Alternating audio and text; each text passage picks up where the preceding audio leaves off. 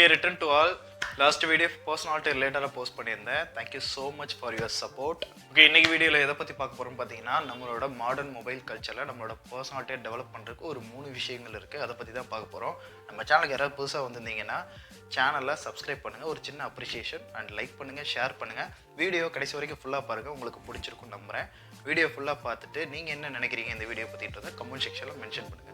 வாங்க வீடியோக்குள்ள போலாம். ஃபர்ஸ்ட் டாபிக் என்னன்னு பாத்தீங்கன்னா சிங்கிள் பர்சன் டூயல் கான்டாக்ட். இதுக்கு மீனிங் என்னன்னு பாத்தீங்கன்னா நம்மள பல பேர் ஒரு மொபைல் வச்சிருப்போம், 2 கான்டாக்ட் நம்பர் யூஸ் பண்ணிட்டு இருப்பாங்க. ஒன்று பர்சனல் வாட்ஸ்அப் நம்பருக்காக யூஸ் பண்ணுவாங்க, இன்னொன்று வெறும் வாய்ஸ் கால் பண்ணுறதுக்கு மட்டும் யூஸ் பண்ணுற கால். இது என்ன கல்ச்சர்ன்றது எனக்கும் தெரில. ஆக்சுவலாக நம்ம பர்சன் ஒரு ஆள் தான், நமக்கு 2 மொபைல் நம்பர்ன்றப்போ அது என்ன பேசிஸில் நம்ம கிரியேட் பண்ணி அதை வச்சு யூஸ் பண்ணிட்டு இருக்கோம்னு தெரியாது. இது ஒரு சில விஷயங்கள்ல அப்ளிகபிள் ஆகலாம். ஃபார் எக்ஸாம்பிள், நம்ம அஃபிஷியலாக ஒர்க் பண்ணுறோம்னா நம்ம ஒர்க் பண்ணுற கம்பெனிலேருந்து கொடுத்துருக்க ஒரு சியூஜி நம்பராக இருக்கலாம், இல்லைனா அந்த கம்பெனிக்கு ஒரு போஸ்ட்பெய்ட் நம்பர் கொடுத்துருக்கலாம். அதை யூஸ் பண்ணுறது வேறு. இது வந்து ஒர்க்கிங் ப்ரொஃபைல், நாங்கள் அது ஒர்க் பண்ணி தான் ஆகணும், அது வேறு விஷயம். பட் ஆனால் நம்ம ஃப்ரெண்ட் சர்க்கிள்லேயே பார்த்தீங்கன்னா நம்ம வாட்ஸ்அப்புக்காக ஒரு நம்பர் யூஸ் பண்ணிகிட்டு இருப்போம், கால் பண்ணுறதுக்கு அந்த கம்யூனிகேஷனுக்கு தனியாக ஒரு நம்பர் ஆஃபரில் கிடைக்கிற ஒரு நம்பரை யூஸ் பண்ணிகிட்டு இருப்போம். அப்படி எத்தனை பேர் நம்ம இதில் யூஸ் பண்ணிட்டு இருக்கோம் நீங்களே யோசிச்சு பாருங்கள். கண்டிப்பாக நம்ம ஃப்ரெண்ட் சர்க்கிளில் ஏகப்பட்ட பேர் அதை யூஸ் பண்ணிகிட்டு இருக்கோம். அப்படி யூஸ் பண்ணுறது நான் தப்புன்னு சொல்ல வரல, நீங்கள் கொஞ்சம் யோசிச்சு பாருங்கள்.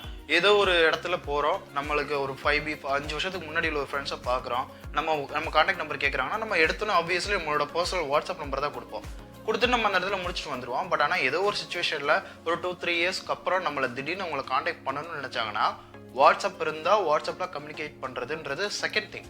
ஃபர்ஸ்ட் ஆஃப் ஆல் யாரும் வாட்ஸ்அப் யூஸ் பண்ண மாட்டோம், எடுத்தோடனே ஸ்ட்ரெயிட்டாகவே நார்மல் கால் தான் பண்ணுவோம். அந்த இடத்துல அந்த மொபைல் நம்பர் சுவிட்ச் ஆஃப் இருந்துச்சுன்னா அது நம்மளோட கம்யூனிகேஷனை டேரெக்டாக இன்டர்வியூவில் போயிட்டு ஹெச்ஆர்ட்ட நம்ம ரெஸ்யூம் கொடுக்குறப்போ அந்த ரெஸ்யூமில் 2 நம்பர் இருந்துச்சுன்னா ஃபர்ஸ்ட் ஆப்வியஸ்லி நம்மளோட வாட்ஸ்அப் நம்பர் தான் இருக்கும், செகண்ட் நம்மளோட நார்மல் கான்டாக்ட் நம்பர் மென்ஷன் பண்ணியிருப்போம்னா ஹெச்ஆர் எடுத்தோடனே ஃபர்ஸ்ட் நம்பர் என்ன இருக்கோ அதை தான் கான்டாக்ட் பண்ணுவாங்க. அந்த இடத்துல அந்த மொபைல் நம்பர் சுவிட்ச் ஆஃப் இருந்துச்சுன்னா அடுத்த நம்பர் தான் ட்ரை பண்ணுவாங்க. இன்கேஸ் நீங்கள் பிஸியாக இருக்கீங்க இல்லை வெயிட்டிங்கில் போகிறீங்க அப்படின்னா திருப்பி ஹெச்ஆர் அந்த ரெஸ்யூமே எடுக்கணுன்றது கொஞ்சம் கஷ்டம்தான்.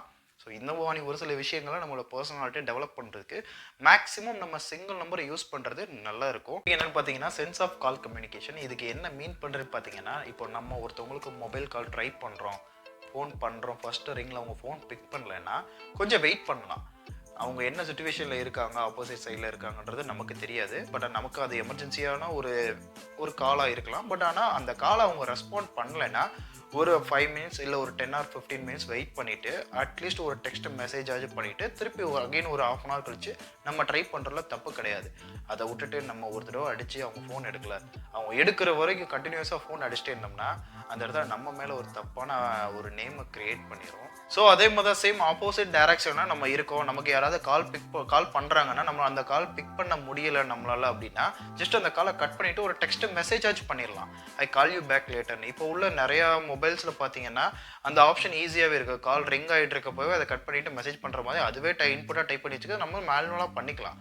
ஸோ நம்மளுக்காக ஒருத்தவங்க கூப்பிடுறாங்கன்னா அட்லீஸ்ட் அந்த டயத்தில் நம்மளால் பிக் பண்ண முடியலன்னா ஒரு 10 to 15 மினிட்ஸ் வந்து நம்ம ஃப்ரீ ஆகிட்டு திருப்பி காண்டாக்ட் பண்ணிடணும். இந்த இடத்துல நான் ஒரு விஷயத்தை உங்கள்கிட்ட ஷேர் பண்ணணும்னு தோணுச்சு.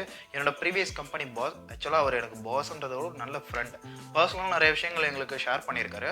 அப்படி ஒரு சில விஷயங்கள் ஷேர் பண்ணுறப்போ இந்த ஒரு விஷயமும் ஷேர் பண்ணது தான். என்னென்னு பார்த்தீங்கன்னா, ஒரு மீட்டிங்கும் ஜஸ்ட் ஃப்ரெண்ட்லியாக பேசிகிட்டு இருக்கப்போ ஒரு கால் வந்துச்சு, அந்த காலை நான் எடுக்கல. அப்போ அவர் என்கிட்ட சொன்ன விஷயம், அது உன்னுடைய மொபைல், உனக்காக ஒருத்தவங்க கூப்பிட்றாங்க, அந்த காலுக்கு நீ ரெஸ்பாண்ட் பண்ணணும், you have to respond that.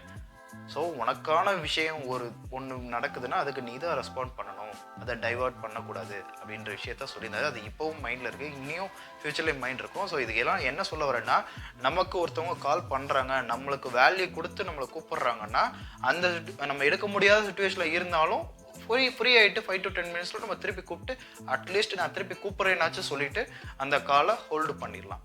இதே மாதிரி தான் கால் மேக் பண்ணுறப்பையும் கண்டினியூஸாக நம்ம ஒருத்தவங்களை கூப்பிட்டு டார்ச்சர் பண்ணி இவன் யாரா நமக்கு இப்படி அடிக்கிறான்ற ஒரு இமேஜினை க்ரியேட் பண்ணாமல் ஜஸ்ட் ஒரு தடவை கூப்பிட்டுட்டு திருப்பி கூப்பிட விட்டணும். அப்படி செஞ்சு பார்த்தீங்கன்னா கண்டிப்பாக உங்கள் மேலே ஒரு குட் இம்ப்ரெஷன் க்ரியேட் ஆகும்.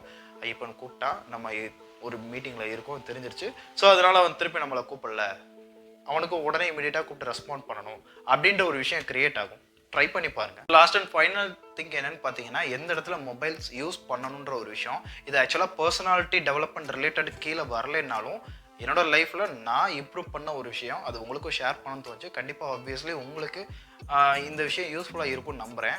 பார்த்தீங்கன்னா கொஞ்ச நாளைக்கு முன்னாடி வரைக்கும் நான் ஆஃபீஸ் போனேன்னா ஆஃபீஸ் டைமில் ஒரு சிஸ்டத்தில் ஒர்க் பண்ணிவிட்டு திருப்பி வீட்டுக்கு வந்த டயத்தில் பார்த்தீங்கன்னா மொபைல் ஃபோனில் யூஸ் பண்ணிவிட்டு சாப்பிட படுக்க தூங்க மறுபடியும் இதே தான் ரொட்டீனாக எனக்கு போயிட்டு இருந்துச்சு. ஒரு ஸ்டேஜில் பார்த்தீங்கன்னா என்னோட கண்ட்ரோலே இல்லாமல் ஆட்டோமேட்டிக்காக டெய்லி ரொட்டீனில் அதுவே நடக்க ஆரம்பிச்சிருந்துச்சு.